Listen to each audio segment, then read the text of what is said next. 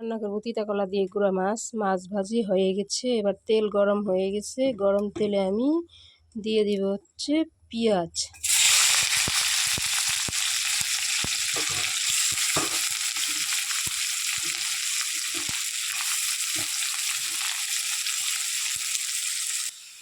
এবার আমার পেঁয়াজ ভাজি হয়ে গেছে। পেঁয়াজ ভাজিতে আমি দিয়ে দিলাম তিতা করলা, আলু।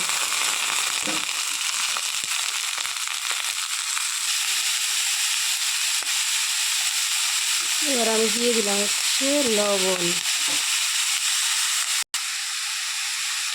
এবার আমি দিয়ে দিলাম হলুদ গুঁড়ো।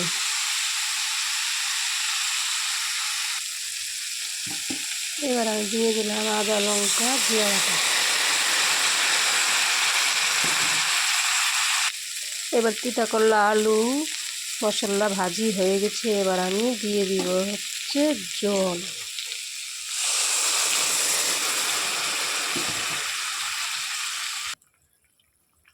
জল জাল হয়ে গেছে। এবার আমি দিয়ে দিচ্ছি হচ্ছে গুঁড়া মাছ।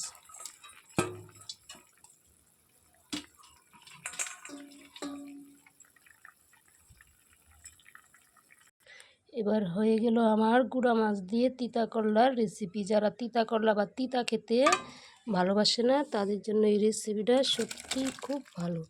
যদি এই রেসিপিটা আপনাদের ভালো লাগে তো অবশ্যই লাইক করবেন।